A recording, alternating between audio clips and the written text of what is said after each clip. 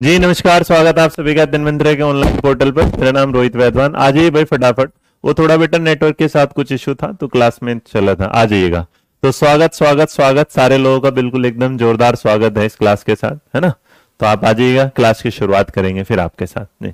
तो चलिए, आज हम पढ़ने वाले हैं भाई ऑपरेंट कंडीशनिंग, अर्थात हम पढ़ने वाले हैं स्किनर साहब को। तो इसे नॉर्मली आप किस नाम से जानेंगे? स्किनर थ्योरी के नाम से।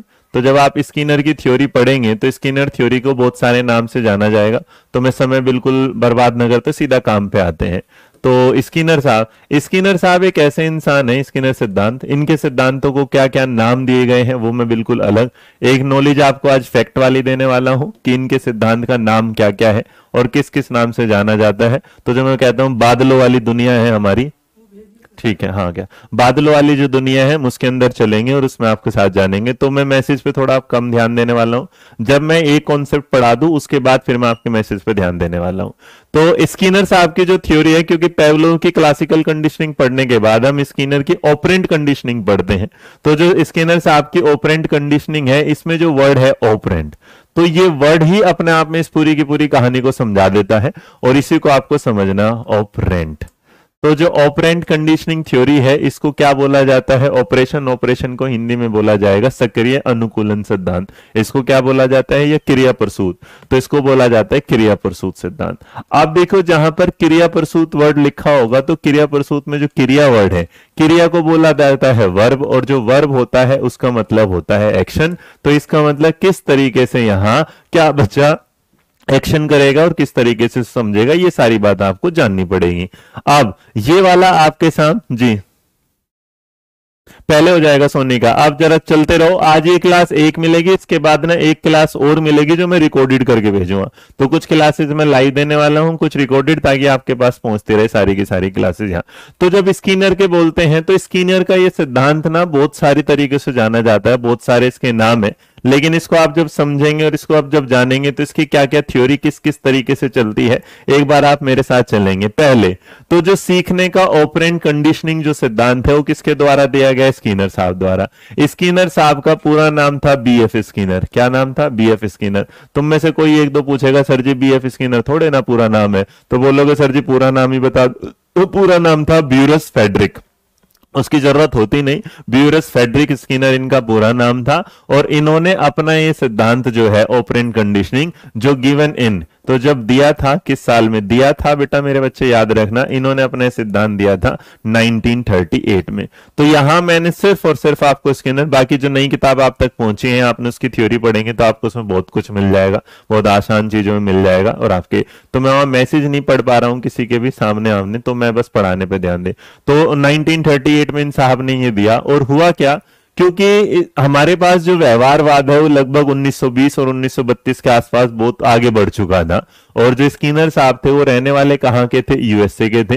तो यूएसए के इसका साहब थे अमेरिका के, और इन्होंने अपनी दो परिचित किताबें लिखी थी जिनके बाद ये बहुत ज्यादा फेमस हो गए थे। और इनकी जो दोनों बस जो वो किताबें थी, वो जो किताबें थी, तो यहाँ कुछ लोगों के साथ ना ऐसा हो जाता है, जैसे कुछ बच्चों को मैं डांट देता हूं तो उन्हें ऐसा लगने लगता है कि पता नहीं उनकी इज्जत पे बात आ गई।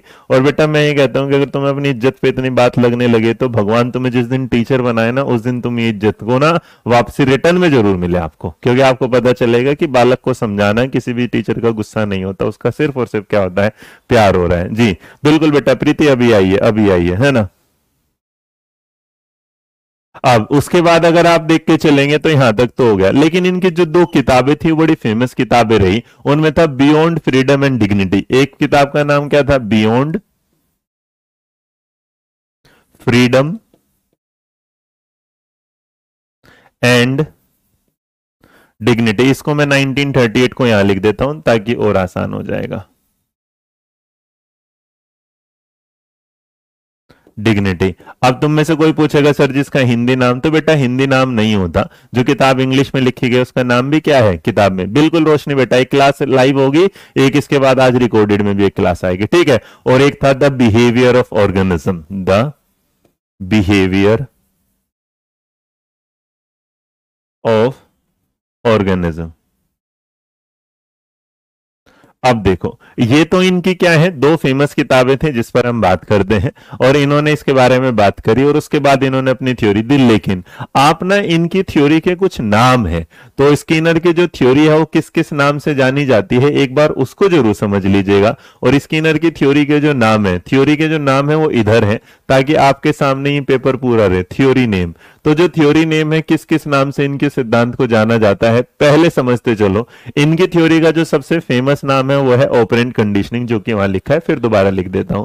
क्या कहलाएगा? Operant conditioning.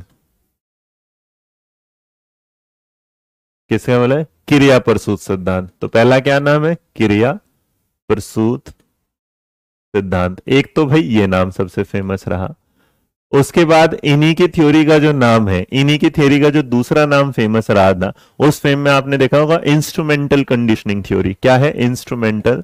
ये इंस्ट्रूमेंटल का मतलब क्या होता है मैं ये भी समझाऊंगा, थोड़ा सा याद रखें ना। Instrumental, INSTRUMENTAL, instrumental conditioning theory. तो ये बेटा फैक्ट है, समझाऊंगा थ्योरी को बाद में, पहले फैक्ट समझ लो। तो इंस्ट्रूमेंटल कंडीशनिंग थ्योरी जो कहलाता है, इसको हिंदी में बोला जाता है साधनात्मक। इंस्ट्रूमेंट का मतलब क्या होता है? साधनात्मक। साधनात्मक। बाकी क्रिया प्रसूत जो आप देख रहे हो एज इट इज ही रहेगा, है ना। साधनात्मक जो अनुबंधन होगा वो एज इट इज रहेगा। अच्छा, एक बात बताओ, इनकी थ्योरी को ये भी बोला जाता है क्या? SR थ्योरी भी बोला जाता है क्या? या SR? देखना, SR थ्योरी नहीं बोला जाता।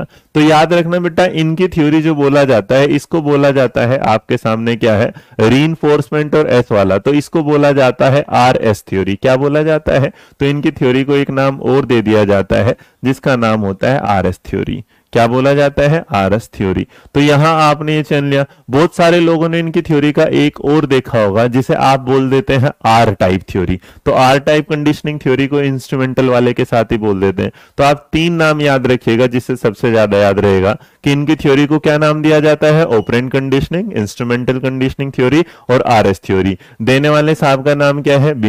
BS Skinner. पूरा नाम है ब्यूरस फ्रेडरिक स्किनर, लिखने की जरूरत नहीं है। कब दिया था ये सिद्धांत? 1938 में। इनकी दो प्रसिद्ध किताबें भी थी, और जो दो प्रसिद्ध किताबें हैं, एक का नाम है बियॉन्ड फ्रीडम एंड डिग्निटी और दूसरे का नाम है द बिहेवियर ऑफ ऑर्गेनिज्म। ये है इनका बेसिक फैक्चुअल नॉलेज जो मैंने आपके सामने रखा।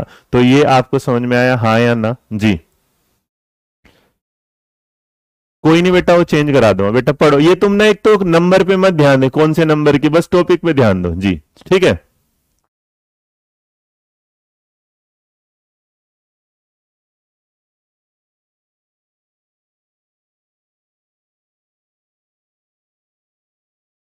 डन, हाँ या ना? RS theory, yes sir, yes sir, yes sir, yes sir. तो इसको रुपीज के तरीके, तो ये तो था बेसिक जानकारी जो हमने आज पढ़ ली। अब इसके बाद ये पढ़ते हैं कि एक मतलब जरा समझ लीजिएगा कि क्यों इनकी जो थ्योरी है इसको ऑपरेंट कंडीशनिंग बोला जाता है। तो देखो, ऑपरेंट, OPERATION, ये एक वर्ड बना है ऑपरेशन से, OPERATION। जब जब आप ऑपरेंट या ऑपरेशन देखेंगे, तो जब किसी का ऑपरेशन किया जाता है, तो जो डॉक्टर साहब होते हैं वो क्या रहते हैं? एक्टिव। अब एक बात सोचो, अगर डॉक्टर साहब ना आंखें बंद करके किसी का इलाज कर रहे हो तो निकल लेंगे भाई।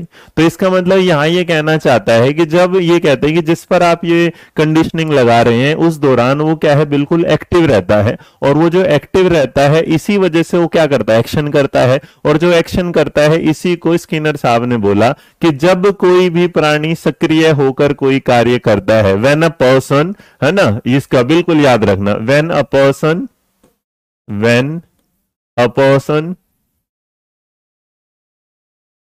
Do a work in active mode, बस। मतलब किसी भी प्राणी का, किसी भी प्राणी का, किसी प्राणी का सक्रिय होकर कार्य करना, सक्रिय होकर कार्य करना क्या कहलाता है? ओपन। तो जैसे तुमने देखा था कि क्लासिकल में हमने एक बात जानी थी, क्लासिकल में हमने क्या बात जानी थी कि क्लासिकल में हमने जाना कि किसी काम को हम क्या करते हैं? रिपीट। लेकिन ऑपरेंट कंडीशनिंग में इसीलिए आपने देखा होगा स्किनर के सिद्धांत को बोला स्किनर का सक्रिय अनुकूलन सिद्धांत या क्रिया प्रसूत सिद्धांत। तो इसमें क्या रहेगा, एक बात कंफर्म है कि वो जो बंदा रहेगा वो हमेशा क्या रहेगा? एक्शन, बिल्कुल एकदम क्या रहेगा? एक्टिव रहेगा। तो अगर आप इन सारी चीजों के साथ चल रहे हैं और समझ रहे हैं तो बस एक ही बात याद रखना बेटा, जहां है एक्टिव ऑपरेंट वही कहलाता है। तो स्किनर की इस थ्योरी में ऑपरेशन के साथ एक्टिव जो वर्ड लगाया, तो ये ध्यान रखना कि इस थ्योरी में जिस पर वो एक्सपेरिमेंट किया जा रहा है या जिसको ये सिखाया जा रहा है वो हमेशा क्या रहता है? पर्यावरण के साथ सक्रिय रहता है। और यही वाली बात आपके सामने जो सबसे ज्यादा है, तो एनसीईआरटी में जब आप स्किनर साहब की थ्योरी पढ़ते हैं तो उसमें इस चीज को देखते हैं कि उन्होंने यही बोला है कि जो सीखने वाला है अर्थात आप, तो जो सीखने वाला जो लर्नर है, क्रिया प्रसूत सिद्धांत में कहता है कि बच्चे का एक्टिव रहना उसका सबसे मोस्ट इंपोर्टेंट क्या होना चाहिए? फैक्ट या ऑब्जेक्टिव होना चाहिए। तो अगर बच्चे बिल्कुल सक्रिय हैं, भूमिका सक्रिय रूप से निभा रहे हैं, तो क्रिया प्रसूत का अनुबंधन होना बिल्कुल तय होगा, या इसे वॉलेंट्री एक्शन के साथ देते हैं। ठीक है Preeti, thank you so much. Done. हाँ, a person in a process where a person responds actively या when a person do a work in active mode is known as operand। बेटा यहां तक क्लियर है? हाँ या ना? डन भाई, किसी को कोई दिक्कत परेशानी? आगे बढ़े। अब तो यहां जब वोलेंट इसके साथ, अब ये क्या हुआ कि सक्रिय होगा। तो इन साहब ने क्या किया, इन साहब ने बताया कि व्यवहार जो बिहेवियर है वो एक्टिव तो है, लेकिन उन्होंने बिहेवियर को दो तरीके से बताया। क्या बताया भाई? व्यवहार पर बात है, तो जो बिहेवियर है, बिहेवियर जो व्यवहार है, इन्होंने व्यवहार को दो हिस्सों में बांटा, और दो हिस्सों में बांटने वाला जो काम था ये इस पूरे चैप्टर की जान है।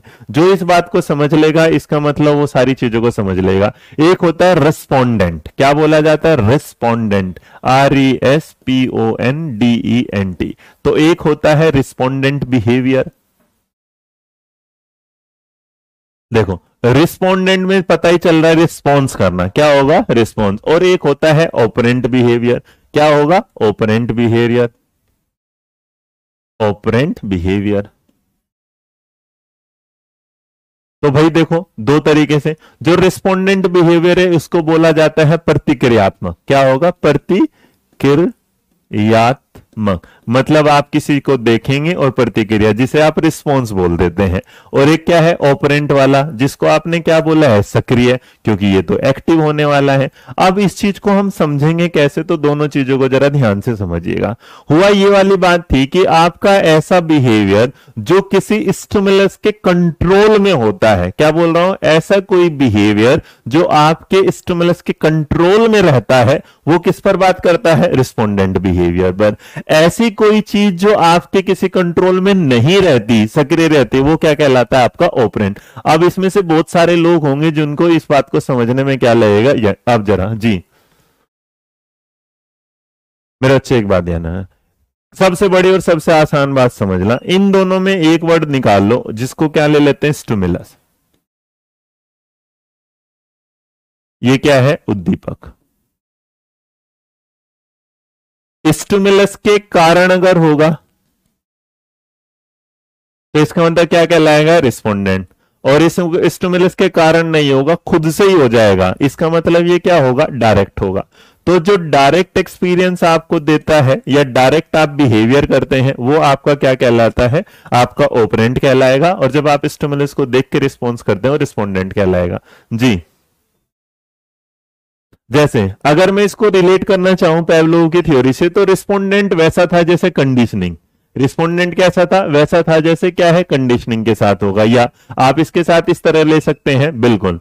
तो आप इसे कह सकते हैं कि जो रिस्पोंडेंट वाला होगा वो किस पर बात करता है? स्टिमुलस के साथ। और जो ऑपरेंट बिहेवियर होता है वो एक तरीके से आपका क्या है? रिस्पॉन्स है, आपकी क्या है? प्रतिक्रिया। एक बार सारे के सारे इस बात को समझना, क्योंकि यहीं पर कहानी में सबसे बड़ी दिक्कत होगी और यही आपको समझना भी है कि देखिए हम ये जानते हैं कि स्किनर के इस व्यवहार के साथ हमने इस व्यवहार को दो हिस्सों में बांटा, एक क्या है? रिस्पोंडेंट के आधार पर, एक है ऑपरेंट।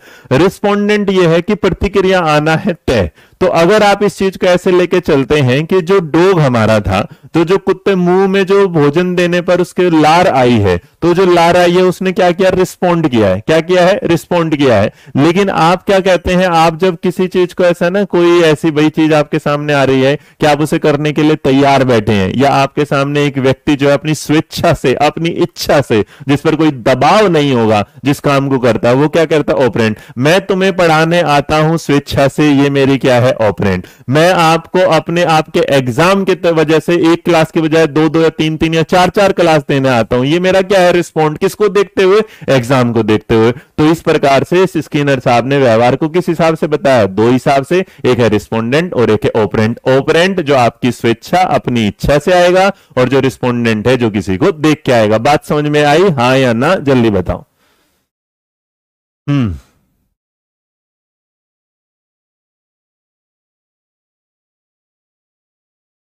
निशा बेटा मैसेज दिख रहा है बिल्कुल। यहां तक भाई समझ में आ गया कि नहीं समझ में आया, जल्दी बताएं।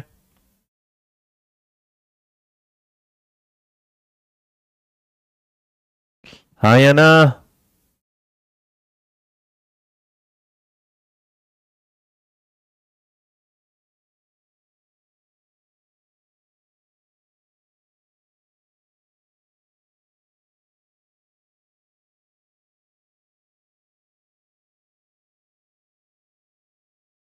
धन्यवाद राहुल। शीतल में चेक करा लेता हूं।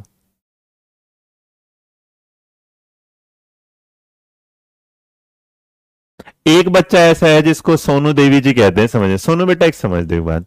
आ, ये प्यास लगी है, और इस पानी को देखकर आप रिस्पोंड करेंगे, तो ये रिस्पोंडेंट बिहेवियर है। क्या है, रिस्पोंडेंट है। अब ये पानी है, आपको प्यास नहीं है, आप इसे देख के व्यवहार करेंगे नहीं करेंगे, आपकी मर्जी है। तो इसका मतलब जब आप अपनी मर्जी से कोई व्यवहार कर रहे हैं, वो क्या है, ओपोनेंट है।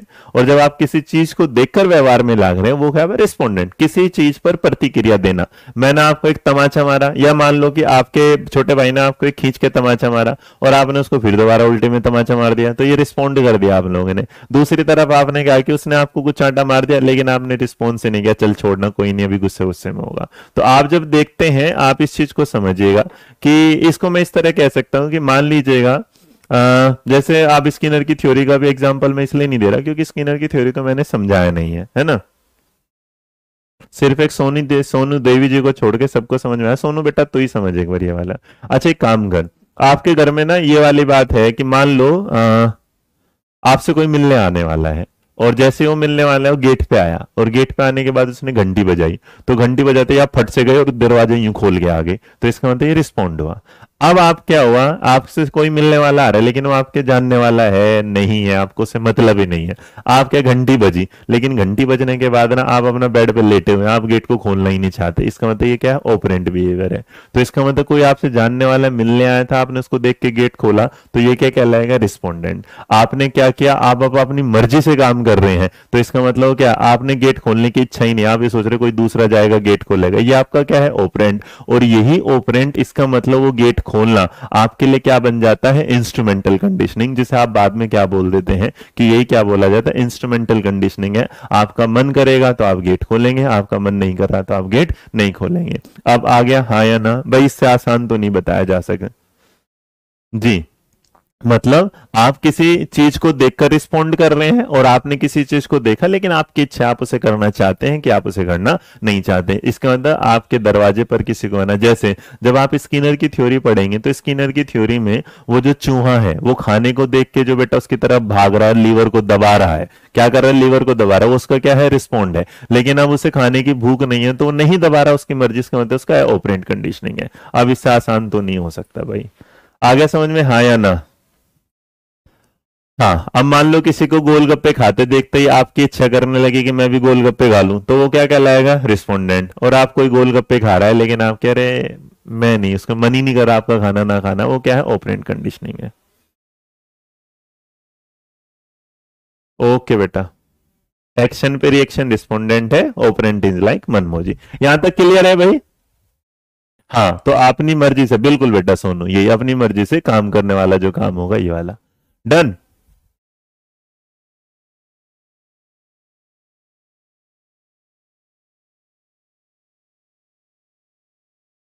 हम्म। ठीक है, इसका मतलब यहां तक आ गया जी। तो अपनी स्वेच्छा से स्कूल जाना क्या कहलाएगा? बहुत बढ़िया, अब तुम समझने लगे, हो तो गए तुम समझदार, धीरे धीरे हो तो रहे हो।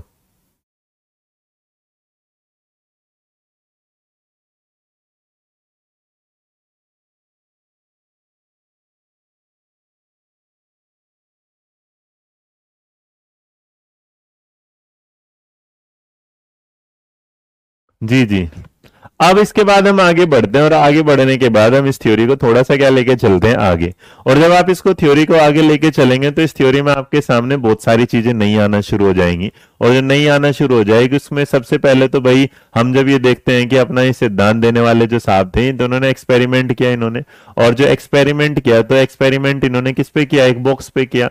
और जो बॉक्स किया, ये जो बॉक्स कहलाता है स्किनर बॉक्स कहलाता है। फिलहाल मेरे पास फोटो नहीं है, तो एक्सपेरिमेंट जिस बॉक्स में इन्होंने कहा था उसको क्या बोला जाता है? Skinner box. तो अगर इसमें कोई जो स्किनर बॉक्स है तो इसका मतलब जो उन्होंने एक्सपेरिमेंट के लिए टूल लिया था तो उसको क्या बोला जाता है? ये स्किनर बॉक्स। और स्किनर बॉक्स ने जिस एनिमल में इन्होंने इसको लिया था या जिस जंतु को इन्होंने यूज किया था उसका नाम क्या था? रेट। कुछ समय बाद इन्होंने पीजन पे भी किया था, लेकिन हम इतना ही याद रखते हैं क्योंकि हमारा जो है वो चूहे पर जो एक्सपेरिमेंट है वो सबसे ज्यादा फेमस रहा, और यही हमारे सब्जेक्ट के तौर पर हमें क्या है पढ़ाया जाता है जी।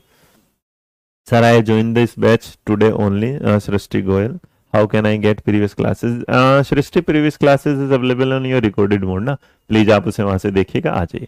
तो अब ये क्या हुआ इसको जरा समझते हैं कहानी में, और कहानी को मैं समझाने की कोशिश करता हूँ। ये कि हुआ क्या था कि जो स्किनर साहब थे, स्किनर साहब ने क्या किया जी। थैंक यू तानिया, अपना एक वीडियो भेज देना तानिया, जो सिलेक्शन वाला है ना। तो भाई पहले तो कॉन्ग्रेचुलेशंस कर दो तान्या जी को। तो हमारे बीच तान्या है जिनका आर्मी पब्लिक स्कूल में सिलेक्शन हो गया, बहुत बढ़िया, कॉन्ग्रेचुलेशंस फिर बच्चे। तो यहाँ तो अब इस चीज को जरा समझेंगे तो स्किनर का जो प्रयोग था उसने किया था, क्योंकि मैं ऑलरेडी आपको बता चुका हूं कि 1938 में स्किनर ने क्या किया था? अपना पहला प्रयोग किया। तो स्किनर ने क्या किया? एक चूहे को रखा, भूखे चूहे को, और भूखे चूहे को क्या कर दिया? एक बॉक्स में क्या कर दिया? बंद कर दिया। तो जिस बॉक्स में इन्होंने इसको बंद किया, अब वो बॉक्स में जो चूहा था वो चूहा क्या करने लगा? हरकतें करने लगा। अब वो उस चूहे को, छोटा सा यहाँ चूहा, उसके बाहर यहाँ पर क्या रख दिया? खाना रख दिया। अब जो चूहा जो है वो छोटा सा चूहा है, बस यही वाला। तो इस चूहा क्या करेगा? इस खाने को देखेगा, और खाने के देखने के बार बार ना जो खाना रखा था बाहर उसमें एक टुकड़ा रख दिया, तो उसको खाना चाहता था। खाना चाहने के बाद वो बार बार क्या करता है? प्रयास करता है कि वो खुल जाए, गेट खुल जाए। तो एक बात और याद रखना, जो स्किनर की थ्योरी है, स्किनर की जो थ्योरी है वो बेस्ड ना मेरे बच्चे थॉर्नडाइक की थ्योरी से है। तो अगर आपसे पूछ लिया जाए कि जो स्किनर की थ्योरी है वो किसकी थ्योरी पर आधारित है, तो आप इसे अपने बुलेट नोट्स में बना के लिख लीजिएगा। शायद आपको पहले से पता हो या नहीं, लेकिन आज मैं बता दे रहा हूं। स्किनर का सिद्धांत थॉर्नडाइक के सिद्धांत से प्रभावित, ये पेवलोव से प्रभावित नहीं था, याद रखें। स्किनर का सिद्धांत थॉर्नडाइक के सिद्धांत से प्रभावित था। तो आपके सामने कभी ये सवाल आ जाए कि भाई ये किससे आधारित था, क्योंकि आप समझिएगा वो जो चूहा है ना, वो जो बार बार प्रयास करता है उस लीवर के बटन को दबाने का, और वो अचानक से खुल जाता है, उसको मिल जाता है। तो इसका मतलब जो बार बार प्रयास कर रहा है तो ट्रायल एंड एरर कर रहा है, और जब वो ट्रायल एंड एरर कर रहा है तो उसे वहां से खाना मिल जाता है। तो इसका मतलब जो चूहा है उसको लीवर दबाने के लिए क्या है? उसे बिल्कुल इंडिपेंडेंट, स्वतंत्र छोड़ दिया जाता है। वो उस पर पहले ट्राई करता है, लेकिन अचानक से जब उस लीवर के पास पहुंचता है तो कई बार उसे वहां से कुछ 2-3 चीजें अलग भी दी जाएंगी जो हम आगे देख के चलेंगे। लेकिन यहां पर एक बात क्लियर है कि अगर तुमसे कोई पूछेगा कि जिस बॉक्स में स्किनर ने अपना एक्सपेरिमेंट किया था उसे क्या बोला जाता है, तो उसे क्या बोला जाता है? Skinner box. उसने एक्सपेरिमेंट किस पे किया था? रेट पे किया था। और जो उनका ये सिद्धांत है किससे रिलेटेड करता है? ये थॉर्नडाइक के सिद्धांत से रिलेटेड करता है। यहां तक भाई समझ में आया, हाँ या ना? हाँ, इसीलिए इसके बाद मेरे बच्चे बहुत बार ना आपके सामने आ जाएगा, तो इसे लॉ ऑफ इफेक्ट के नाम से भी क्या हम जान लेते हैं। उसके बाद उन्होंने पीजन पे भी किया था दूसरा, लेकिन उनका जो सबसे बढ़िया ये रहा था, उसी के साथ हम ये लेके चलते हैं कि भाई जो सिद्धांत है वो किस पर है? स्किनर के सिद्धांत का जो है वो थॉर्नडाइक के सिद्धांत पर आधारित है। जो एनिमल है वो उनका क्या है? रेट था। पिजन पे किया, लेकिन पिजन में ज्यादा हमारे सामने कोई सक्सेस आई नहीं, तो हम उसे अपनी टीचिंग में नहीं पढ़ाते। ठीक है, this topic of Skinner is over. No Razia, ये अभी ओवर नहीं हुआ बेटा, इसमें बहुत कुछ बचा हुआ है। मैं रविकांत त्रिपाठी चेक करवाता हूँ बेटा, हटे नहीं होंगे। यहां तक भाई क्लियर है किसी को, हाँ या ना? जिसको दिक्कत हो बेटा, अभी ना तुम एक तो इस क्लास में आके और मत पूछा करो मुझसे, बहुत सारी बातें पूछ लेते हो यार तुम लोग हैं। हम्म।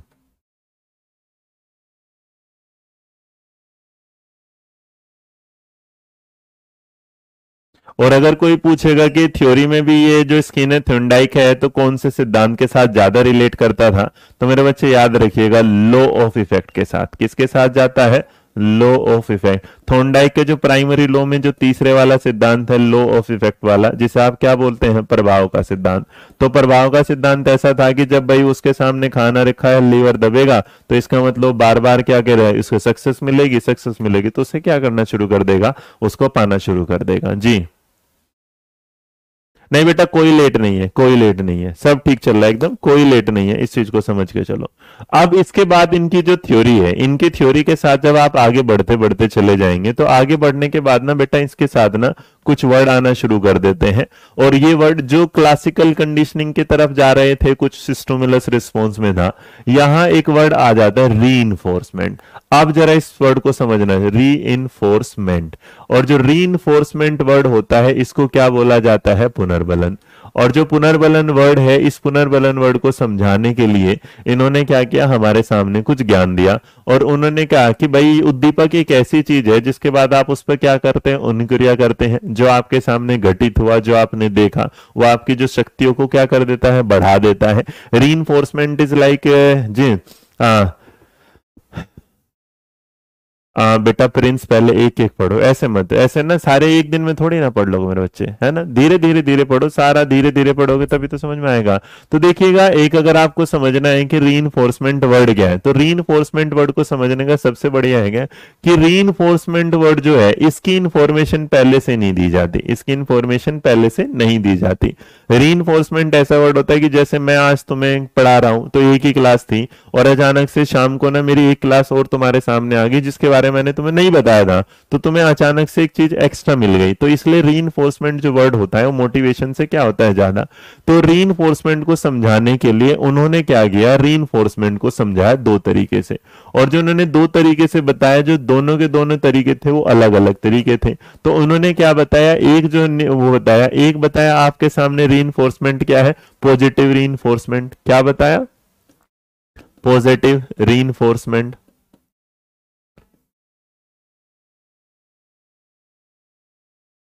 है ना? और जो दूसरे वाला था वो क्या बताया है? Negative reinforcement. तो अभी आप अगर आगे लेके चलेंगे तो फिर आप बोलेंगे सर जी पॉजिटिव पनिशमेंट भी होता है, नेगेटिव, वो आगे चलेंगे, पहले एक एक करते हो चलो रीइंफोर्समेंट। तो यहां मैं छोटा लिख देता हूं। तो एक क्या था भाई? नकारात्मक था। भाई थ्योरी के साथ सबसे अच्छी बात होती है कि आप उन्हें ना वैसे ही समझते जैसे दी गई हैं, फिर अपने शब्दों में आप बाद मिलाते हैं। तो पहला क्या हुआ? एक सकारात्मक पुनर्बलन था और एक क्या था? नकारात्मक पुनर्बलन था। अब सकारात्मक पुनर्बलन क्या होता है, नकारात्मक पुनर्बलन क्या होता है, इस चीज को समझिएगा जी। 1938 में प्रयोग किया था, जो मैं पहले लिख के चाह चुका हूं बिल्कुल। तो पॉजिटिव रीइंफोर्समेंट का मतलब होता है कि ऐसा उद्दीपक देना जिसके साथ आपकी जो अनुक्रिया है वो बढ़ जाए।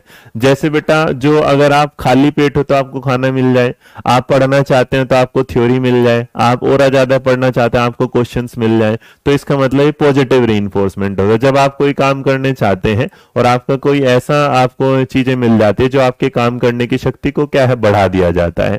तो इस चीज को जो है इन साहब ने क्या किया था? पॉजिटिव रीइंफोर्समेंट को इन्होंने जो दिया था वो किससे? एस से बताया था। किससे बताया? एस, जिसे आप नॉर्मली क्या बोल देते हैं? स्टिमुलस बोल देते हैं। तो जो पॉजिटिव रीइंफोर्समेंट है वो इंक्लूड करता है कुछ ऐसे स्टिमुलस को या ऐसे रीइंफोर्समेंट को जो आपकी स्ट्रेंथ या आपके रिस्पॉन्स को बढ़ा दे।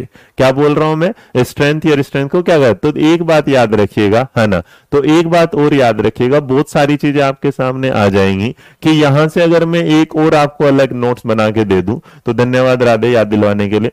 तो यहां पर एक बात और याद रखिएगा अगर आपके सामने, तो जो रीइंफोर्समेंट वर्ड है, तो अगर कोई पूछेगा ये वर्ड किसके द्वारा दिया गया, तो ये वर्ड जो गिवन बाय है वो तो याद रखना हल। तो क्लार्क हल साहब ने इसको क्या दिया था, लेकिन इस वर्ड को जो यूज करने का काम है, यूज बाय किसके द्वारा किया गया? स्किनर द्वारा। तो देखो भाई, तुम लोग ना अगर पढ़ते होंगे, तुम एक चीज याद रखिएगा, हम जिस तरीके से आपके सामने थ्योरी पेश करते हैं वो सबसे बड़ी बात ऐसी है कि वो आपको ना डिटेल में लेके जाती है, तो आपको उसको समझना क्या हो जाता है? जरूरी। तो अगर कोई ऐसा स्टिमुलस जो आपकी उसको क्या कर दे? रिस्पॉन्स को बढ़ा दे, है ना? क्या कर दे? इंक्रीज कर दे, आपके स्ट्रेंथ ऑफ रिस्पॉन्स को क्या कर दे? Increase increase response. तो मतलब ये याद रखना, कोई भी ऐसा स्टिमुलस, मतलब मैं अगर आपसे ये वाली बात भी बोल दूं कि भाई आपको क्या हुआ कि कुछ और बोले, पॉजिटिव रेंज क्या करता है, हाँ, तो एक बात याद रखना, पॉजिटिव जो रीइंफोर्समेंट होगा वो आपके रिस्पॉन्स को क्या कर देगा, इंक्रीज कर देगा, या आपके बिहेवियर में क्या कर देगा, वृद्धि कर देगा। तो आप इसको समझिएगा ये तरीके से बनाए कि मान लीजिएगा आपने कहा क्या, आप कोई एक एग्जाम में गए और एग्जाम में आपकी क्या आई है, फर्स्ट डिवीजन आई है। तो फर्स्ट डिवीजन में जो आपके पापा हैं, आपके पापा ने आपको लाके क्या दिला दिया, एक लैपटॉप दिला दिया। तो ये तो आपको बढ़ा ही रहा है, अगली बार पढ़ा, लेकिन साथ साथ में जो आपकी मम्मी है, तो आपकी जो मम्मी है उन्होंने भी आपको क्या दे दिया, एक जाके आपको क्या है, मोबाइल फोन दिलवा दिया। तो इसका मतलब अब आपको ये जो इनाम मिला है, रीइंफोर्समेंट मिला है, इसने आपके रिस्पॉन्स को क्या बढ़ा दिया, और अगली बार आप इससे रिलेटेड चीजें क्या है आगे जाके करना शुरू कर देंगे। तो आपको क्या होगा कि आप जो आज अच्छा कर रहे हैं, तो अगली बार वो आपको ज्यादा अच्छा करने के लिए प्रेरित करना शुरू कर देगा। क्लियर है वाली बात जी? हम्म।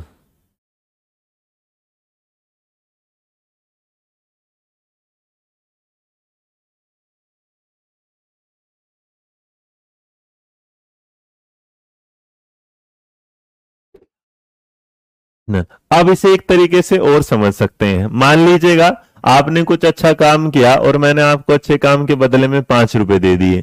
तो इसका मतलब जब आपको 5 रुपए का इनाम मिला तो आपने क्या कर दिया, इंक्रीज। निगेटिव रीइंफोर्समेंट उल्टा है इसका। यहां निगेटिव रीइंफोर्समेंट का मतलब है कि जब कोई काम ऐसा है जो आप करना तो चाहते हैं लेकिन किसी डर की वजह से नहीं कर पाते, किसी डर की वजह से नहीं कर पाते। जैसे आपके सामने आता है, मान लीजिएगा ये समझ कि आपको क्या है कि आप ना पढ़ाई करना शुरू करते हैं, और आपने कई बार देखा कि आप ना पढ़ रहे थे, तो पढ़ने के दौरान जो पापा है ना वो आपके बिल्कुल बाजू में खड़े हो जाते हैं। तो बाजू में खड़े हो जाते तो आप डर की वजह से पढ़ नहीं पाते, और पापा जी चले जाते हैं और पढ़ लेते हैं। या समझ लीजिएगा कि आप है ना किसी के घर में जाना चाहते हैं, लेकिन उसके घर में ना एक क्या है, कुत्ता है, और जो कुत्ता है उसे देख के आप डर जाते हैं, तो आप घर में नहीं घुस पाते। अचानक से उस कुत्ते को वहां से हटा लिया जाता है, तो आप तुरंत घर में जाते हैं और वहां से आ जाते हैं। इसका मतलब कोई निगेटिव रिस्पॉन्स को रिमूव करना, कोई निगेटिव रिस्पॉन्स को रिमूव करना, जिसकी वजह से आप उसमें क्या करना शुरू कर देते हैं, काम करना शुरू कर देते हैं। तो इसलिए आप इसे एस प्लस बोलते हैं और इसको आप क्या बोलते हैं, एस माइनस। इसका मतलब कोई ऐसा कार्य जो आपके काम में बाधा दे रहा था उसको हटा लेना, और उसके बाद आप उस काम को अगर करते हैं तो इसका मतलब वो क्या कहलाता है, निगेटिव रीइंफोर्स। जैसे आपका एग्जाम जा रहा है डीएसएसबी का, तो आपका जा रहा है केवीएस का, तो केवीएस के आपको निगेटिव मार्किंग से बहुत ज्यादा क्या है, डर है। तो केवीएस निगेटिव मार्किंग अगर हटा लेता है तो आप केवीएस का एग्जाम देने के लिए ज्यादा तत्पर हो जाते हैं। लेकिन डीएसएसबी क्या करता है, निगेटिव मार्किंग दे देता है, तो आप उसको देने के लिए इतने तत्पर नहीं रहते। तो किसी निगेटिव चीज को हटाने से आपकी कार्य शक्ति को अगर बढ़ाया जाता है तो आपका क्या कहलाता है, निगेटिव रीइंफोर्समेंट। आया समझ में, हाँ या ना? नेहा बाला बेटा पढ़ती रहे अभी तो, है ना, अभी पढ़ती रहो। सर जी 5 रुपए में निगेटिव, अरे ठीक है तुम 500 रुपए ले लो, हैप्पी। मतलब कोई भी ऐसा निगेटिव रीइंफोर्समेंट जिसके हटाने से आपकी कार्य शक्ति बढ़ जाती है वो निगेटिव रीइंफोर्समेंट कहलाता है। हाँ या ना? यार तुम तो बोलते नहीं, बताओ। राहुल पहले ये पढ़, सब हो जाएगा। जब ये पढ़ते हो सर जी वो दे दो, जब वो पढ़ते हो सर जी ये दे दो, तुम भी मानोगे नहीं।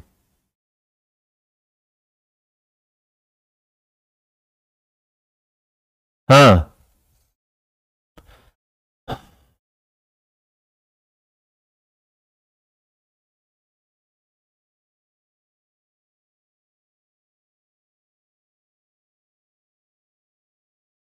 आ गया आ गया आ गया।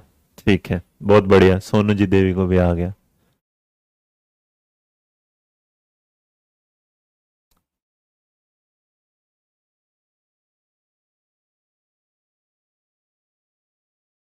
हाँ जी, कुछ बात। अच्छा चलो एक काम और है इसमें ना, ये तो रीइंफोर्समेंट था, एक वर्ड और आता है पनिशमेंट। पनिशमेंट, तो यहां जो पनिशमेंट होती है, जो सजा होती है, वो पनिशमेंट भी बेटा दो तरीके का लिया जाता है। एक लिया जाता है पॉजिटिव वाला, और एक होता है निगेटिव वाला। फटाफट बताओ पॉजिटिव और निगेटिव में क्या फर्क होता है? पॉजिटिव पनिशमेंट में और निगेटिव पनिशमेंट में क्या फर्क होता है? मतलब जो आपका दंड है, सजा है या दंड है, एक सकारात्मक दंड के बारे में बात करते हैं, एक नकारात्मक के बारे में। बेटा सबके, हाँ, निगेटिव पनिशमेंट क्या होगा? अंतिम वही आ रहा हूं बेटा, है ना जी। सीडीपी बुक के लिए धन्यवाद। अरे तुम लोगों ने सबने मतलब वो लिया है बुक, है रिस्पॉन्स बहुत, वो जो क्या बोलते हैं उसको, यार रिव्यू है वो बहुत कम लोगों ने डाला है जी। सर थ्योरी मिक्स हो रही माइंड में, तभी तो ब्रेक के साथ पढ़ाता हूं इन चीजों को ताकि आराम से रहे। चलो अब ये बताइएगा कि एक होता है जो पनिशमेंट होता है, एक पॉजिटिव पनिशमेंट होता है, निगेटिव। जरा फटाफट बताइए पॉजिटिव और निगेटिव क्या होता है, अब ये आप बताएंगे जी।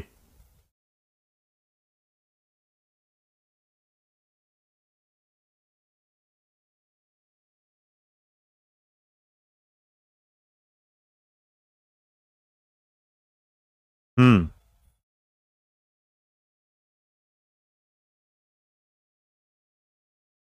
बहुत बढ़िया बहुत बढ़िया। सबके, नाहनराज सबके हो रहे हैं बेटा, डन। चलो अब ये बताओ, पनिशमेंट होता है, एक है पॉजिटिव पनिशमेंट और एक होता है निगेटिव पनिशमेंट।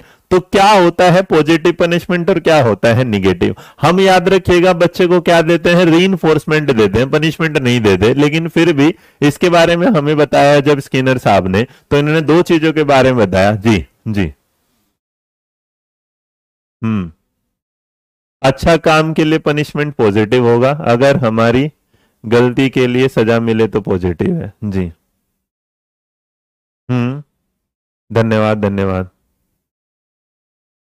बेटा हर एग्जाम में काम आएगी। हम्म,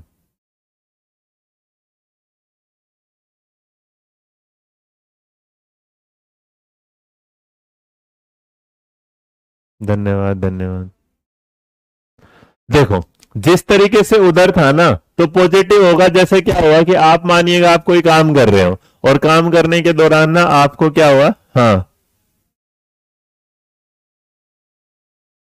हम्म, तो ऐसा होता है ना, जैसे तुम कोई काम कर रहे हो, तो इनके बेटा लिखने नहीं, समझने होता है। कोई काम कर रहे हो और काम करने के बाद तुम उसका गलत जवाब दे, तो मैं कहता हूँ पिटुआ है, तो मैं पीटता नहीं, लेकिन मैं तुम्हें पिटुआ वाला, तो मैं तुम्हें क्या कर रहा हूँ, उस काम को सही करने के लिए क्या है, बढ़ा रहा हूं। तो जब मैं आप किसी काम को, है ना, ऐसा पनिशमेंट जो है पॉजिटिव मिलने के बाद बच्चा क्या करेगा, अच्छा रिस्पॉन्स करेगा। बिल्कुल, इसका मतलब कोई ऐसा दंड जिसके बाद बच्चा उस काम को करने में क्या होगा, और कार्य शक्ति लगा देगा। फिर निगेटिव क्या होगा भाई, तो इसका मतलब पॉजिटिव जो बेटा पनिशमेंट होगा वो आपकी कैपेसिटी को क्या कर देगा, इंक्रीज कर देगा। क्या कर देगा, आपकी कैपेसिटी को क्या कर देगा, इंक्रीज कर देगा। मतलब कि आप कोई गलती कर रहे हैं और मैंने हल्का सा आपको चट्टू मार दिया, ऐसे चाटा मार दिया कि अब की बार, तो ये जो एक है, एक तरीके का पॉजिटिव क्या है, पनिशमेंट है जी। तो पॉजिटिव पनिशमेंट मिलने पे इसका मतलब फियर नहीं जागेगा। एक बात याद रखना, वहां पर फियर नहीं होगा, वहां पर क्या गया, आपको ना डर नहीं बनेगा, वहां पर आपके अंदर क्या होगा, और ज्यादा क्या है, मोटिवेशन मिलेगा। तो जो पॉजिटिव पनिशमेंट होता है वो आपको किसकी तरफ बढ़ाता है, मोटिवेशन की तरफ बढ़ाता है, उस कार्य को करने के लिए आगे बढ़ाता है। अब बताओ निगेटिव होगा किसने, होगा पनिशमेंट किसने दिया है, दीपांशी बेटा इन्होंने इसके बारे में बात करी है, तो इसीलिए इस बात को हम वहीं से समझते हैं। तो एक होगा पॉजिटिव पनिशमेंट, पॉजिटिव पनिशमेंट मतलब आपके कार्य करने की शक्ति को क्या है, बढ़ा देगा। निगेटिव का बताओ, निगेटिव का क्या होगा जी। हम्म, अब ये देखो, अब क्या हो गया कि मैंने तुमसे कहा कि अगर तुमने ये वाला काम नहीं किया तो तुम्हारे अकाउंट से 100 रुपए फाइन लिया जाएगा। क्या लिया जाएगा, फाइन। तो 100 रुपए का फाइन किसी काम को करवाना, आपने कहा जैसे कि अब मैंने बच्चे को बोला घर में कि आप टीवी नहीं देखोगे, अगर आपने टीवी देखा तो मैं आपको चॉकलेट नहीं दूंगा। तो इसका मतलब ये क्या है, नेगेटिव पनिशमेंट है। क्या कहलाएगा, नहीं, गलती होने पर पनिशमेंट पॉजिटिव है, गलती नहीं होने पर पनिशमेंट नहीं, नहीं ममता और ना, हाँ,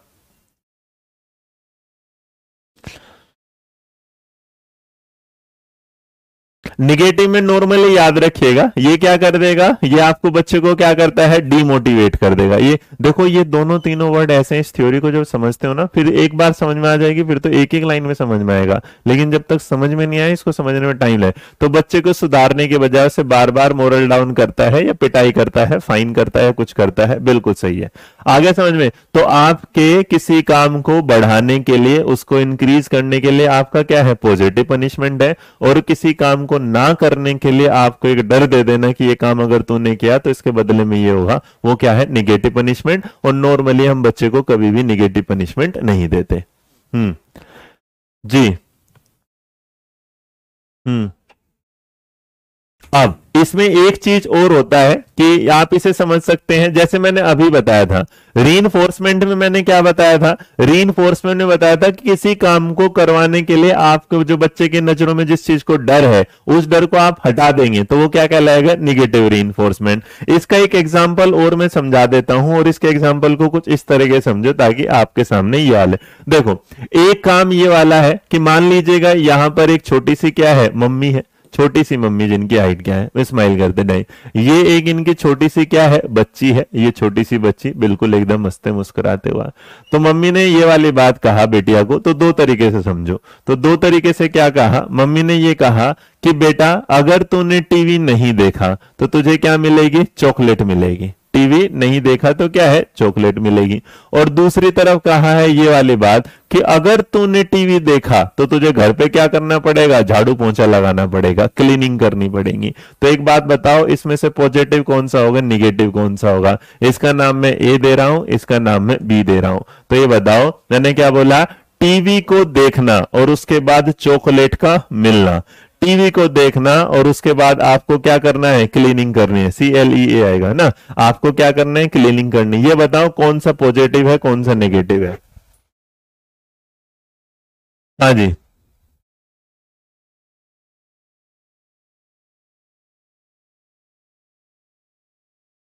बेटा सुमन, सबका मैसेज दिखता है लेकिन मैं मैसेज पढ़ूंगा ना। हाँ, तो मोरल डाउन करने वाला क्या हो जाता है? निगेटिव वाला। बिल्कुल सही है जी। अब बताइएगा, यहां तक समझ में आया तो आगे बढ़ेंगे फिर।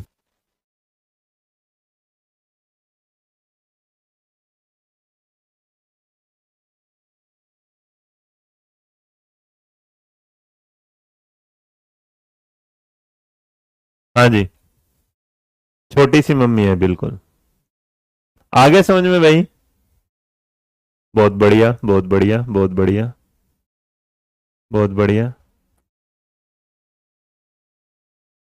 सही बात। तो जो मतलब क्या है, अगर इन्होंने बोला कि टीवी नहीं देखोगे चॉकलेट मिलेगी, तो इसका मतलब बेटा जो आपके पढ़ने के लेवल को क्या कर रहा है? इंक्रीज करने वाले, कि पढ़ाई में ध्यान दो भाई, है ना, आप बुक पढ़ो टीवी ना। तो ये क्या कर रहा है? पॉजिटिव वाला काम। और ये वाला क्या होगा? नेगेटिव, कि अगर टीवी देखा तो तुम्हें ये वाला काम करना पड़ेगा। तो बच्चे इस काम को अगर नहीं करना चाहता तो वो टीवी भी नहीं देखेगा। बस इतना ही रखो, सारे लोगों ने सही जवाब दिया। अब इसके बाद अगर आप आगे बढ़ते हैं तो होता क्या है कि रीइंफोर्समेंट के इस चैप्टर के साथ आपको सबसे ज्यादा जो देखने को मिलता है, जी तो आपने बिल्कुल सही बेटा, जो रिपीट करना है वो तो तुम बाद में करना, क्योंकि ऐसे नहीं। अब देखिएगा, यहां पर हम बात करते हैं किसी चीज के साथ जो होगा, तो हमने रीइंफोर्समेंट के शेड्यूल देखते हैं। और इस चैप्टर का शेड्यूल ऑफ रीइंफोर्समेंट,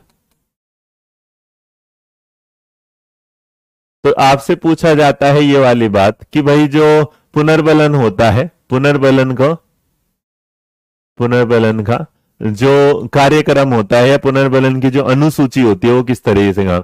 देखो भाई, पुनर्बलन की अनुसूची को काम करने के लिए आपने एक दो चीजें देखी होंगी और इसको आपको समझना पड़ेगा। तो आपने कई बार वेरिएबल पढ़ा होगा, कई बार आपने फिक्स पढ़ा होगा, कई बार आपने कुछ पढ़ा होगा। तो इस चीज को ध्यान रखिए, एक कॉन्टिन्यूस होता है, एक क्या होता है? डिसकॉन्टिन्यूस होगा, या इनिशियल होगा, या पार्शियल होगा। तो अब जरा इस चीज को थोड़ा सा मेरे साथ देखते चलिएगा और ये आपको समझना पड़ेगा। तो सबसे पहले जो आता है, सबसे पहले जो आता है उसको बोला जाता है फिक्स वेरिएबल के साथ। तो पहले जरा समझना है, एक होता है फिक्स रेशियो शेड्यूल। क्या होता है? Fixed ratio schedule. जो भी सवाल आएगा सबसे ज्यादा यहां है। इसका मतलब, फिक्स का मतलब होता है किसी चीज को निश्चित कर देना। किसी चीज को क्या कर देना? निश्चित कर देना। तो इसका मतलब यह आता है निश्चित अनुपात, निश्चित अनुपात अनुसूची। तो निश्चित अनुपात जो अनुसूची है, तो इसका मतलब यहां ये कहना चाहता है कि आपने चीजों को क्या कर दिया? फिक्स कर दिया। और फिक्स के साथ रेशियो है बेटा, एन नहीं है, है ना, एन नहीं है, RATI होगा बस, है ना, रेशियो। तो ये बताओ ये क्या होगा जी? सर पूछे जाने वाले क्वेश्चन कब? बेटा सोहेला ये क्या चल रहा है? अभी तो पूछे जाने वाले भी आएंगे, अभी इसको समझी। फिक्स क्या होता है, इसलिए एक बात और याद रखना, एग्जामिनर अगर इसे कोई पूछेगा तो इसे शॉर्ट में जो बोला जाता है, शॉर्ट में क्या बोला जाता है? FR। तो आपसे जैसे आपने अनकंडीशनल देखा था तो आपने देखा था कंडीशनल में कंडीशनल रिस्पॉन्स को CS बोला था, इस तरीके से। तो जो इसे शॉर्ट में बोला जाता है ये, तो एक बात याद रखना कि मेरे बच्चे जो फिक्स है और रेशियो है, इसका मतलब कोई भी काम एक तुमने सही करा, कोई एक काम सही करने के बाद तुम्हें 5 टॉफियां दी जा रही है। क्या दी जा रही है? 5 टॉफी। तो इस बात को जरा समझिएगा, टोपी है टॉफी, TOFF वाला मत करना यार। चलो 5 आपको क्या दे दिया गया है? चॉकलेट ही दे देते हैं, या 5 आपको क्या देते हैं? आइसक्रीम दे देते हैं। क्या दे देते हैं? आइसक्रीम दे देते हैं। थोड़ा समझ, देखो फिक्स है, किसी एक काम को करने के बाद आपको क्या मिल रहा है? 5। तो जो फिक्स रेशो कर दिया गया है इस तरीके से। हाँ बेटा जरीना, बिल्कुल बिल्कुल ममता, शाबाश मेरे बेटा। यहां तक समझ वाली बात। फिक्स रेशो याद रखना, जब कोई एक बच्चा निश्चित, मतलब ये मान लीजिएगा कि जो चूहा है उस चूहे ने अगर 5 बार लीवर को सही दबाया तो उसे खाना मिला। क्या कर रहा है? 5 बार लीवर को सही दबाया तो उसे क्या मिलेगा? खाना मिलेगा। तो इसका मतलब जो फिक्स होता है उसमें एक बात याद रखना, कोई भी चेंज नहीं होता, कोई भी चेंज नहीं होता। इसका मतलब आपके सामने ये वाली बात कर देना कि आप कोई एक सही काम करोगे उसके बदले में आपको 5 आइसक्रीम मिलेगी, ये होता है फिक्स रेशियो। और फिक्स रेशियो के बाद एक जो वर्ड आता है इसी के साथ समझना दूसरे वाला, और जो दूसरा पूछता है उसको बोला जाता है फिक्स वेरिएबल। क्या बोला जाता है? Fixed variable. तो आपने आज तक इसे जितना भी समझा होगा, आप इसे जरा देखेंगे तो जो फिक्स वेरिएबल होगा, तो जो फिक्स वेरिएबल वाली चीज आपके सामने आ रही है, तो फिक्स वेरिएबल का मतलब क्या है? यहां तो वेरिएबल रेशो पूछता है, फिक्स वेरिएबल पूछता है, तो इसको जरा समझिएगा। इसको नॉर्मली आप फिक्स वेरिएबल ना पढ़ के इसको क्या पढ़ा जाता है? Variable schedule. तो जो वेरिएबल शेड्यूल होता है इसको बोल दिया जाता है आप VR। क्या बोल दिया जाता है? VR। तो वेरिएबल रेशियो पढ़ोगे या क्या पढ़ोगे, एक बार इस चीज को जरा समझ लीजिएगा। FR इस KBC के क्वेश्चंस, बिल्कुल बेटा शाबाश, है ना। हाँ, हर बार 3 अच्छा काम करने पर एक। आगे ना समझ में ये वाली बात जी।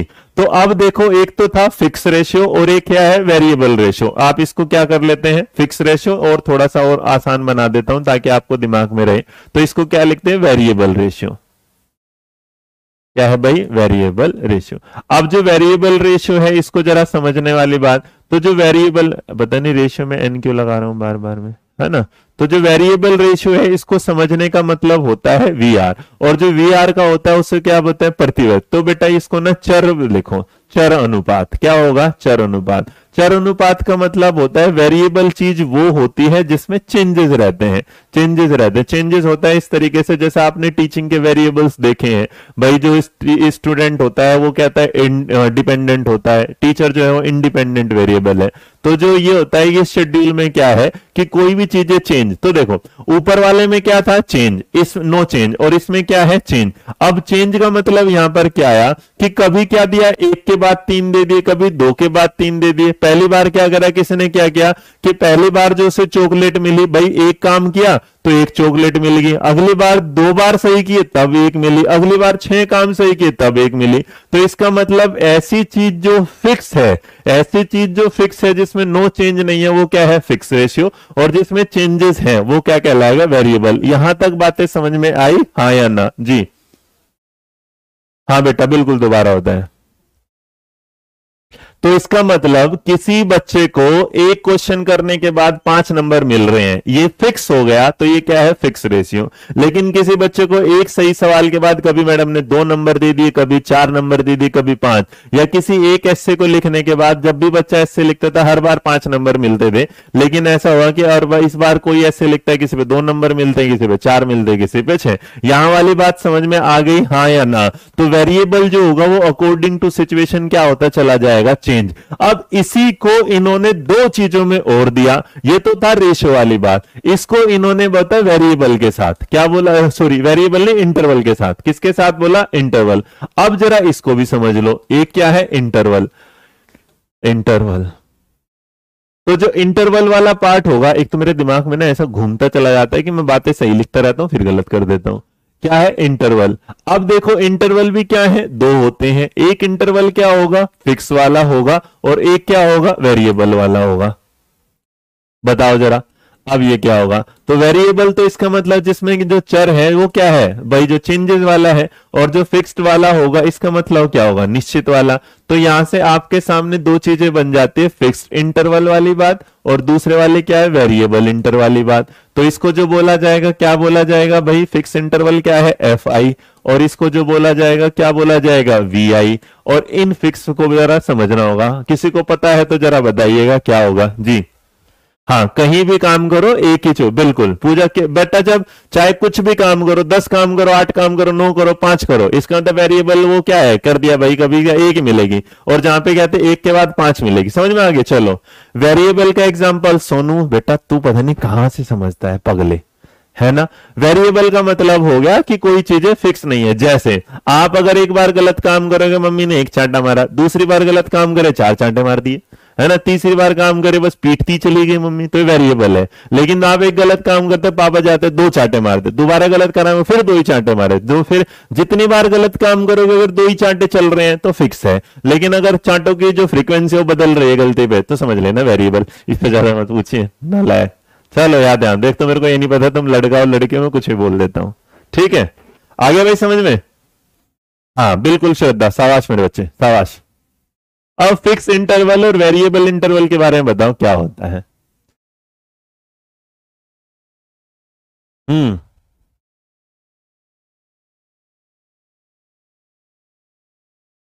बहुत बढ़िया। अब देखो, इंटरवल होता है एक तरीके का अंतराल। इंटरवल क्या होता है, एक तरीके का क्या, अंतराल। तो अंतराल अगर फिक्स है तो इसका मतलब ये कहना कि हर 2 मिनट के बाद खाना आएगा, हर 2 मिनट के बाद क्या है, खाना। तो जब आपने फिक्स कर लिया इंटरवल, तो ये याद रखना इंटरवल का जो बेस है मेरे बच्चे, वो हमेशा याद रखना टाइम है। क्या है, टाइम। तो after 2 minute, every after 2 minute है, तो अगर आफ्टर 2 मिनट खाना फिक्स आ रहा है, तो आफ्टर 2 मिनट के बाद अगर फूड आ रहा है, तो ये क्या है, फिक्स इंटरवल है। लेकिन वेरिएबल क्या करेगा कि बेटा कभी क्या आ रहा है, 4 मिनट के बाद, 2 मिनट के बाद खाना आ रहा है, कभी क्या आ रहा है, 4 मिनट के बाद खाना आ रहा है, कभी क्या होगा, 6 मिनट के बाद खाना आ रहा है। तो इसका मतलब ऐसा टाइम जो फिक्स नहीं होता वो कहलाता है वेरिएबल इंटरवल, जो टाइम फिक्स होता है वो कहता है फिक्स इंटरवल। बात समझ में आई कि नहीं समझ में आई, हाँ या ना। हम्म,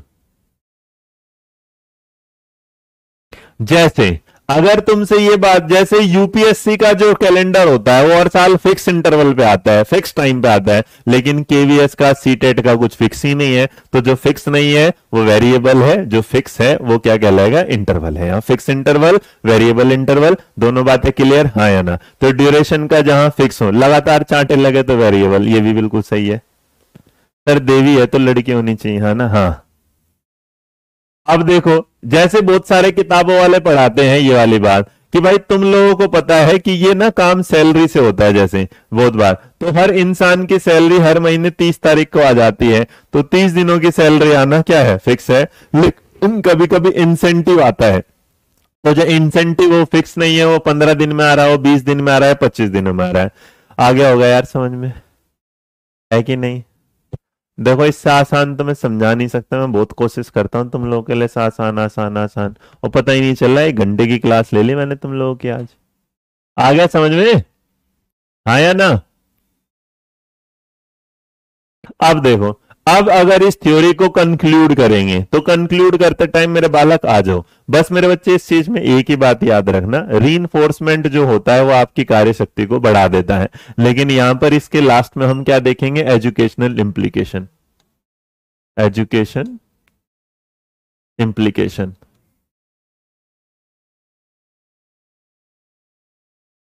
शिक्षा निहितार्थ। देखो, शिक्षा निहितार्थ का मतलब यहां समझिएगा, पहला, अब ये जो थ्योरी है ये किस तरीके से काम करती है, और तो इस थ्योरी का सबसे बड़ा जो काम होगा, ये क्या कहता है, ये ना थ्योरी क्या कहता है, बच्चे में क्या करती है, एक्टिव रिस्पॉन्स रखती है।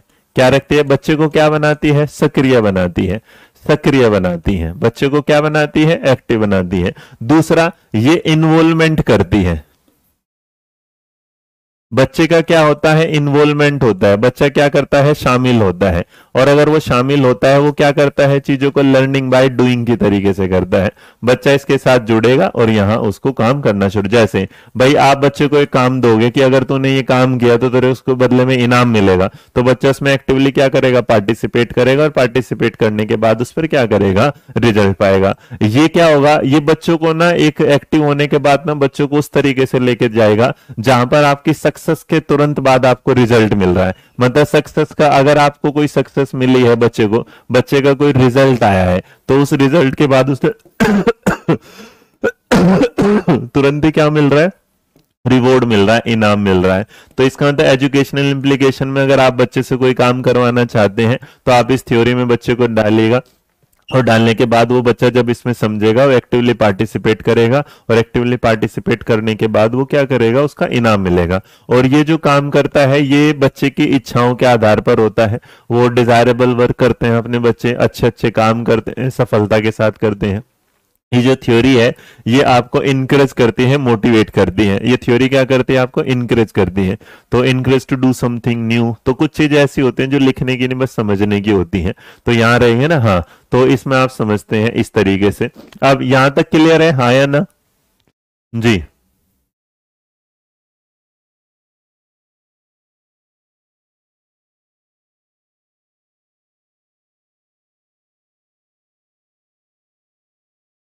डन भाई। एक सेकेंड हो ना, एक चीज देख लूं मैं यहाँ पे। आ,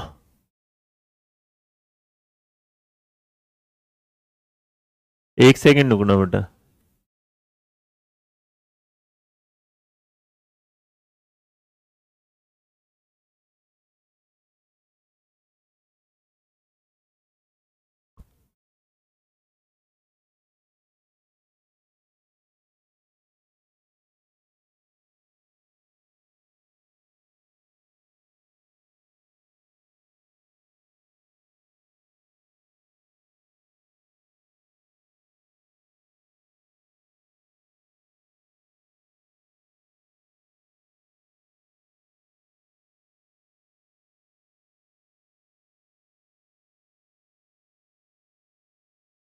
एक सेकंड, एक चीज रह गई, एक बार मैं तुम्हारा वो देख लूं, एक बार कट नहीं हो गया, पता नहीं कहाँ चला गया, दिख ही नहीं रहे तुम्हारे मैसेज वैसेज, नहीं दिख रहे भाई, ये आ गए।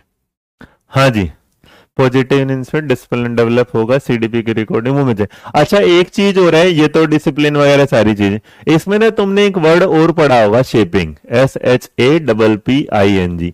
तो शेपिंग के बारे में डायरेक्ट सवाल आ जाता है, शेपिंग का कॉन्सेप्ट किसने दिया? तो मेरे बच्चे एस से इसको याद रखना, क्या है, स्किनर। तो यहां आपके सामने अगर आ जाएगा तो कोई पूछेगा कि शेपिंग क्या है। ये शेप करना होता है किसी चीज को क्या देना, आकार देना, किसी चीज को क्या देना, आकार। तो मेरे बच्चे याद रखना, जब आप क्या करते हैं तो हमारे क्या हुआ, स्किनर साहब ने एक चीज देखी कि जो इस बिहेवियर को आप चाहते हैं, तो बस एक बात याद रखना कि जो शेपिंग है वो इस तरीके से याद रखना, जैसे स्टेप बाय स्टेप। क्या होगा, स्टेप बाय स्टेप। तो आप क्या करते हैं, जब बच्चे को तैयार करते हैं, किसी चीज को सिखाते हैं, तो उसका क्या करता है, कदम कदम जो मतलब लगातार स्टेप बाय स्टेप काम करेगा, वो चीजों को देखेगा, डायरेक्ट पार्टिसिपेट करेगा, और अपना क्या करेगा, स्टेप बाय स्टेप करके उस गोल के पास तक चला जाएगा। तो आप कह सकते हैं कि जब आप किसी चीज को breaking down behaviour in small words, क्या कहते हैं, breaking down behaviour in small parts, जैसे आपने चंकिंग पढ़ा होगा ना, उसी तरीके से क्या है, व्यवहार को छोटे टुकड़ों में। तो अगर आपके सामने कोई शेपिंग पड़ेगा, नहीं क्लास ओवर नहीं, अभी समझो जरा, शेपिंग एक वर्ड रह गया था। तो क्या कहता है कि आप इसमें जो स्मॉल पार्ट कर लो, या स्मॉल क्या कर लेना, स्टेप्स में कर लेना।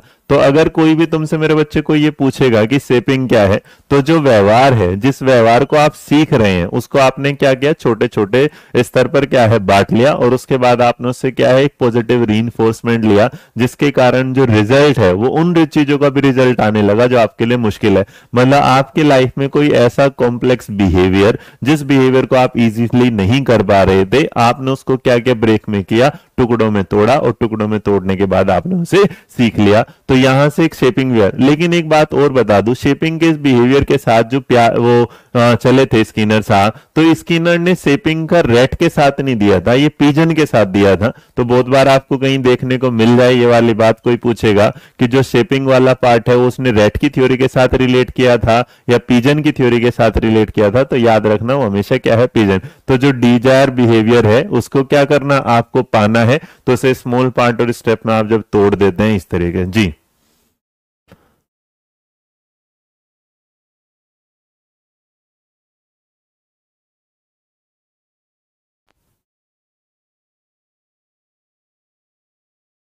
आ गया भाई समझ में, हाँ या ना? बिल्कुल, डिजायर बिहेवियर को क्या कर देना, मोल्ड कर देना। यहां तक किसी को कोई डाउट, यस और नो? जल्दी बताइएगा। तो शेपिंग में बेटा एक बात और मैं जो आपको बोल रहा हूं, तो याद रखना शेपिंग वाला जो है रेट पर नहीं है, वो क्या है, पिजन पर है। क्या है, पिजन पर। तो जो कबूतर पर था ये, है ना? तो ये भी कोई सवाल पूछ लेगा, जो शेपिंग वाला कॉन्सेप्ट है ये उन्होंने अपनी कौन सी थ्योरी से किया था? तो रेट पर एक्सपेरिमेंट के साथ नहीं किया, इसको किस पे किया था, पिजन के एक्सपेरिमेंट के साथ किया था। कितने लोगों को ये इन्फॉर्मेशन नहीं लगी आज की क्लास में, आया ना भाई? चलेगा, बस मैं क्लास खत्म कर रहा हूं, 2 मिनट के बाद आपकी अगली क्लास होगी, ले लीजिएगा फिर। हाँ जी, डन। हम्म। तो आप इसे कह सकते हैं कि जब छोटा बच्चा क्या करता है, बड़े बड़े वर्ड को याद नहीं कर पाता, तो उसे क्या करता है, ब्रेक में पढ़ लेता है। भाई क्लियर है? अभी यहां किसी को कोई डाउट, हाँ या ना?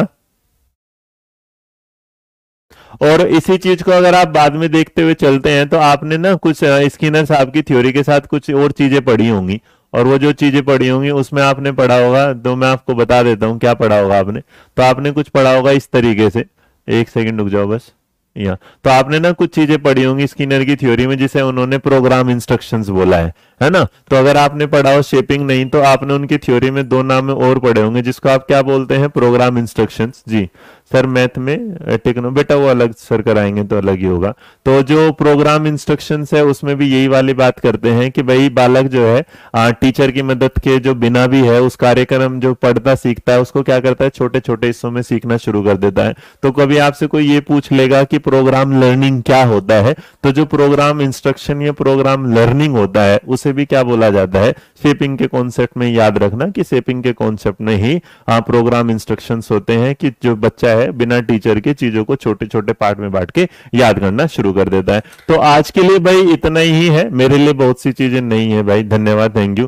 तो आप इसको एक बार रिवाइज करिएगा, फिर मिलेंगे आपसे अगली क्लास में। तब तक खुश रहिए, मुस्कुराते रहिएगा, अपना ध्यान रखिएगा। कुछ लोगों के मैं कमेंट नहीं पढ़ पाता, दुर्गेश चौधरी है या रिंके मिश्रा या रंजना जी, नहीं रंजना जी आप बात मत करिएगा, आपके साथ मैं आपका वो करा दूंगा, ठीक है? Thank you. आपका पढ़ गया था मैसेज, मैं आपके लिए करा देता हूँ।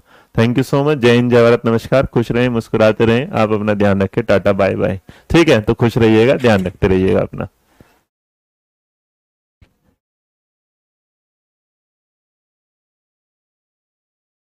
डन। नमस्ते जी। चलिए भाई आज के लिए इतना ही है, मिलेंगे फिर आपसे अगली क्लास के लिए। तब तक खुश रहें, मुस्कुराते रहें, ध्यान रखें अपना बहुत प्यार से, अच्छे से। मिलेंगे बाद में, टाटा बाय बाय।